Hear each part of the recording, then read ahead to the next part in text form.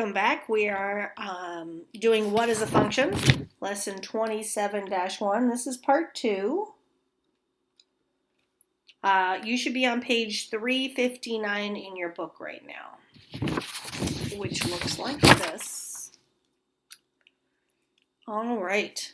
So, in the last video, we talked about what a relation is. And a relation is just an input and an output, a desired outcome, and something that it's dependent upon. A function is a special kind of relation in which one input has only one output. So that's the most important thing to remember, because I'm going to start asking, is this a function? Is that a function? And to know whether it's a function or not, you're going to look to see if the one input has only one output. Okay?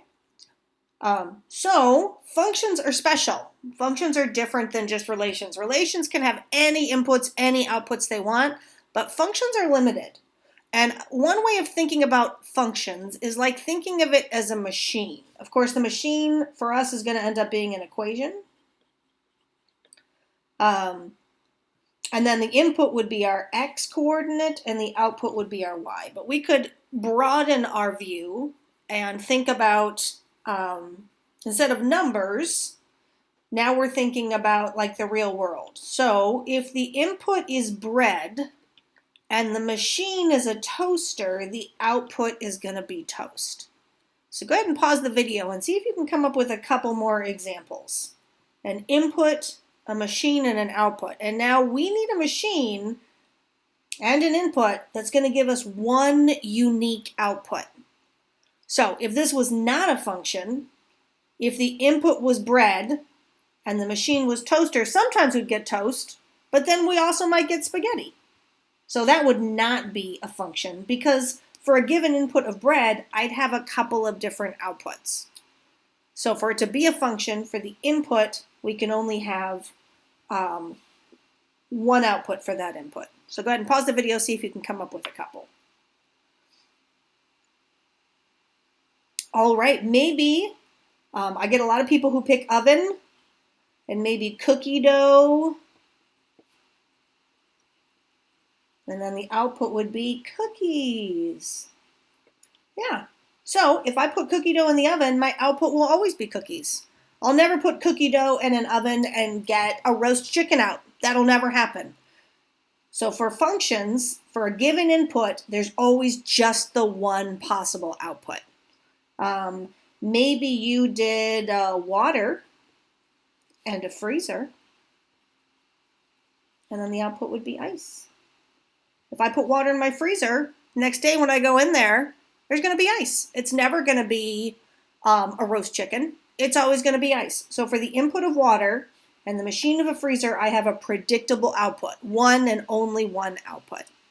Everybody got it? So that's what our function is. For a given input, I will always have just the one output. Okay, so you knew we were going to get around to equations sooner or later.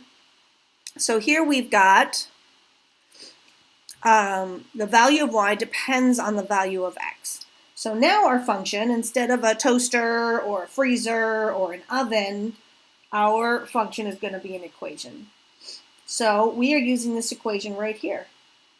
Y equals x plus 5. So I'm going to redraw it because I can't draw over the black. So I'm going to put x plus 5 as my function. And the input, those are going to change. So these are going to be my values of x. X equals something. And then I'm going to put it in this function machine right here, and it's going to spit out an output, and that output is going to be equal to y.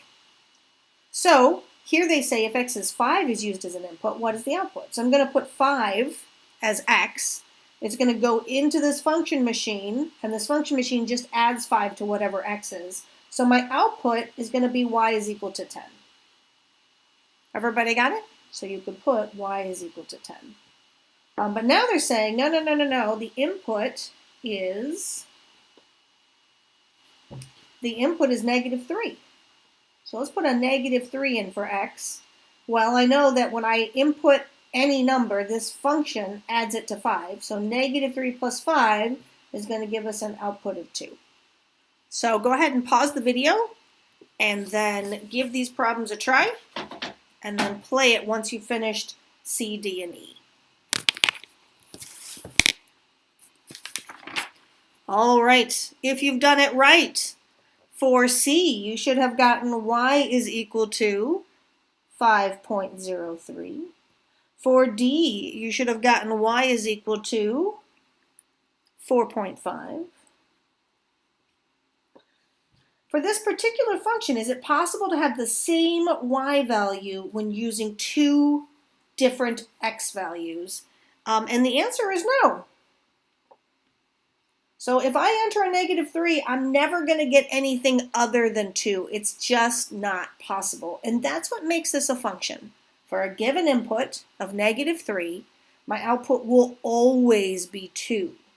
I won't input a -3 and sometimes I get a 2, but sometimes I get a 7. Never. And that's what makes this equation a function. So the equation we could write would be y equals x plus 5. And y equals x plus 5 is an example of a function because for any input, I have just the one unique output. All right, turn the page. Let's look at page 360. Page 360, it says complete the function table. Use a given input x values to determine the corresponding y values. So before you get started, I'm going to give you some options. So let's give you -1, 0, 1, and let's do 1/6. All right, so please pause the recording right now using an input of -1, 0, 1, and 1/6. See if you can figure out what the outputs would be if our function is y equals 2x minus 1. So pause the video, give that a try.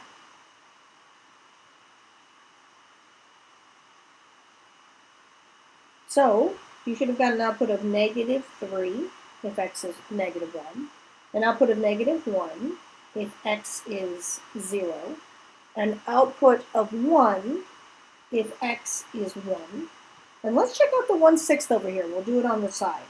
So y equals 2. I'm going to substitute 1/6 for x minus 1. So I get 2 times 1/6. I'm going to make that into a fraction, multiply numerator times numerator, denominator times denominator, and I get 2/6. And I'm going to change this -1 to plus a -1. 2/6 I can simplify, and I always am going to do that, even in the middle of a problem. So 1/3. To add these two fractions together, I need a common denominator. So instead of -1, I can make that into a fraction, multiply numerator and denominator times 3, and I get -3/3. And now that I have that common denominator of 3, I can add my numerators together. So you should have gotten -2/3 for the output there. I was about to ask if there's any questions. You can't ask me questions. Let's just move on. Problem number 6. Let's use 1, 0, 1, and 1/6 again. And a function. Create your own function. Well, that's going to be hard to do together. Let's all use the function 2x plus 3. All right, so please pause the video for an input of 1, 0, 1, and 1/6 using the function y equals 2x plus 3. See if you can figure out what the outputs are going to be. Go ahead and pause me. Okay, so if you substitute a 1 for x, the output is going to be 5.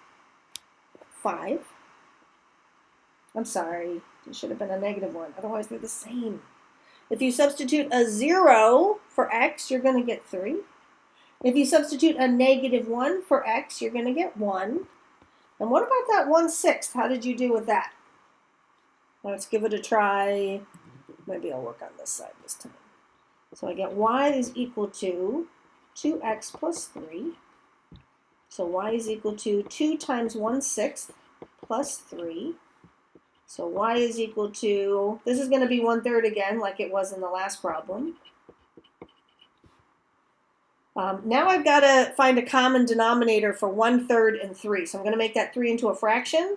multiply numerator and denominator by 3, and I get 1/3 plus 9/3, which is equal to 10/3. This is a fully simplified improper fraction, which is what I want. So our answer is going to be 10/3. Any questions on that? No, I can't ask that. Darn it. I can't hear you. Okay, hopefully there are no questions. All right, so the way that we can write a function is with ordered pairs. So given what we've done, so for the first function, so function number 1, we can write our ordered pairs. Since the input was -1 and the output is -3, I can say for function number 1, an input of -1 gives me an output of -3. An input of 0 gives me an output of -1. An input of 1 gives me an output of 1. An input of 1/6 gives me an output of -2/3. So this is just another way of showing the inputs and the outputs. And you can check real quick. All these inputs are giving me exactly the one output. I never see another -1 with a different output of maybe 5 or something. That would indicate that it's not a function. And for function number 2,